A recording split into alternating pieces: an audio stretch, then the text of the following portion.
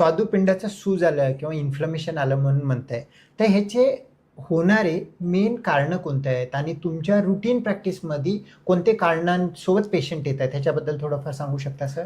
बरोबर. सो आपण बऱ्यापैकी आपल्या प्रॅक्टिसमध्ये पॅन्क्रियाटायटिस बघतो सर. मेनली मी याला 3 कॅटेगरीमध्ये डिवाइड करतो. त्याच्यातल्या 2 कॅटेगरीज आपल्याला मॅनेजेबल आहेत अशा म्हणतो मी, आणि एक कॅटेगरी अनफॉर्च्युनेटली थोडंसं आउट ऑफ कंट्रोल आपल्या असते, तसं आहे. तर त्याच्यातलं 1/3 पहिले 1/3 बोलायचं झालं तर गॉल ब्लॅडर स्टोन्समुळे जो पॅन्क्रियाटायटिस म्हणतो त्याला बिलियरी पॅन्क्रियाटायटिस असं म्हटलं जातं, की गॉल ब्लॅडरमध्ये स्टोन्स बनतात, कचरा बनतो, तो सटकून खाली पित्तनलिके थ्रू बाहेर येतो, आणि पित्तनलिका आणि आपल्या स्वादुपिंडाची ओपनिंग ही एकत्रच असते आपल्या छोट्या आतड्याच्या सुरुवातीलाच.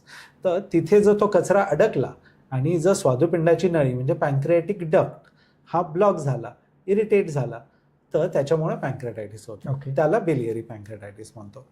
दुसरं महत्त्वाचं कारण हे अल्कोहोल, दारू, अल्कोहोलिक पॅन्क्रियाटायटिस. तर अल्कोहोलमुळे डायरेक्टली आपल्या पॅन्क्रियाजला सूज येऊन तिथले डक्ट्स ब्लॉक होतात, तिथे म्युसिन प्रोडक्शन म्हणजे काय, तिथे सोप्या भाषेत माती वगैरे असं थोडासा कचरा तयार होतो डक्ट्समध्ये, आणि ते ब्लॉक होऊन त्यामुळे डायरेक्ट डॅमेज पॅन्क्रियाजला होतं.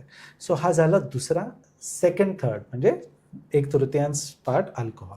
आणि राहिलेलं 1/3 मध्ये बऱ्याच वेळा इडिओपॅथिक पॅन्क्रियाटायटिस असतं, काही वेळा कॅल्शियम जास्त असणे, ट्रायग्लिसराईड्स, लिपिड प्रोफाईल म्हणजे हाय कोलेस्ट्रॉल म्हणू शकतो, कोलेस्ट्रॉलचाच एक भाग आहे ट्रायग्लिसराईड, तो वर असेल तर होऊ शकतं.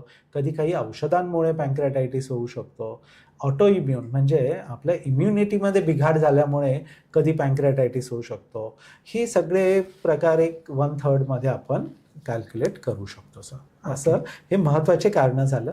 त्याच्यात पहिले 2 कंट्रोलमध्ये म्हटलं की एक ते गॉल स्टोन्स डायग्नोसिस आणि त्याचे ट्रीटमेंट केलं तर ते टाळू शकतो.